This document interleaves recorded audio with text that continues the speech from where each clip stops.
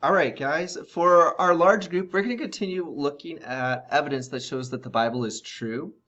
And it's honestly not the most exciting video, but it's kind of important because people are going to tell you, why do you believe the Bible is true? And we need to have some information on how we know it's true. That's what we're going to continue working on as we continue section 2. But for right now, we're going to look at some archaeological evidence that shows that it's true. One of my favorite things is that if you remember, Israel's a country 2,000 years ago, and it eventually gets destroyed. It gets split up, and it isn't a country anymore. And the Jews are sent throughout the whole entire world.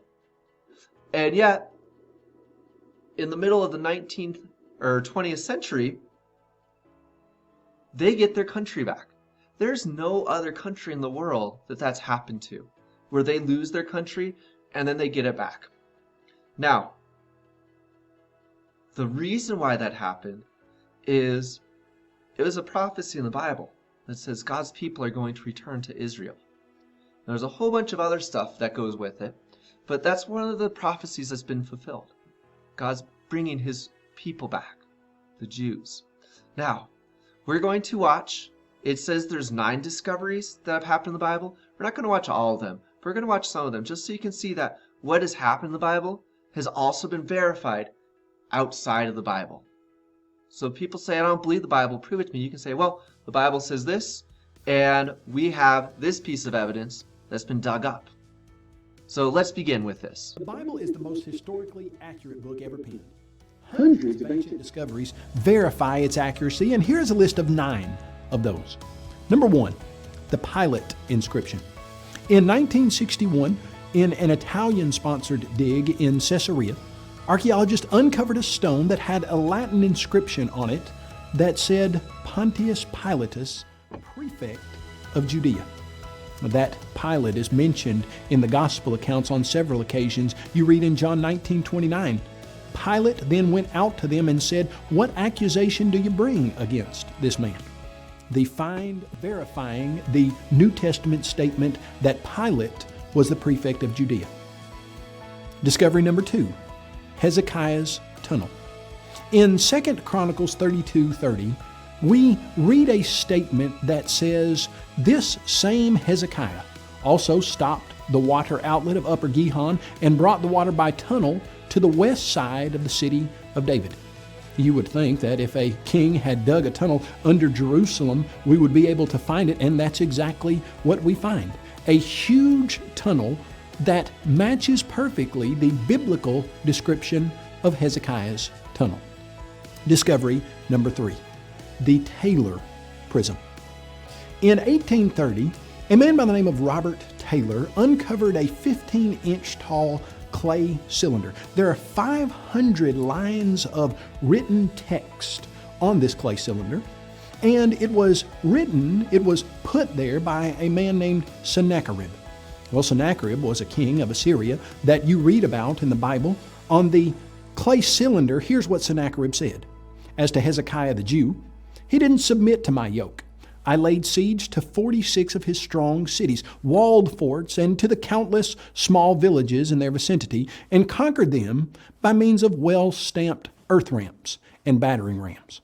It's interesting when you compare Sennacherib's statement of what he did with the biblical statement of what he did. In 2 Chronicles 32:1, we read, Sennacherib, king of Assyria, came and entered Judah. He encamped against the fortified cities, exactly like Sennacherib says he did. Discovery number 4, the David inscription. For many years, people said that David was a figment of the Israelite imagination because no archaeological finds had been discovered that verified his existence. And yet, in 1993, in Tel Dan, there was a man who was working named Abraham Byron who discovered a stone, and on that stone was the inscription of an Israelite king from the house of David. The Bible uses that very designation in 1 Kings 12, verse 19. The David inscription validated the biblical text. Number 5, the Moabite stone. Found in 1868, it's a black basalt stone that measures about 3.5 feet high, 2 feet wide. On that stone, Mesha, the king of Moab, cut lines of text in about 850 BC. Mesha mentions that Omri was the king of Israel who had oppressed Moab, but then Mesha says he saw his desire upon Omri's son and upon his house. The Mesha stone cites Omri as the king of Israel, just as 1 Kings 16, 21 through 28 indicates. Furthermore, it mentions Omri's son, Ahab, in close connection with the Moabites, just as 2 Kings 3, 4 through 6 does. In addition, both the Steel and 2 Kings 3, 4 through 6 list Mesha as the king of Moab, and it further names the Israelite tribe of Gad and the Israelite God, Yahweh. Another validation of the biblical accuracy. Number 6. So again, not the most exciting, but it gave us some really good facts about Jesus and how we know he's true because the Bible is true. He's shown us all these things from the Old Testament that has come true, and if that is true, then everything else in the Bible must be true as well. There's many, many more, so if you want to, you can research it yourself. You can message me, I can have my father-in-law come and talk to you, or you can talk with your parents about it. But know that God is alive, and his word is alive and true. All right, guys, I will see you next week, and keep up the good work.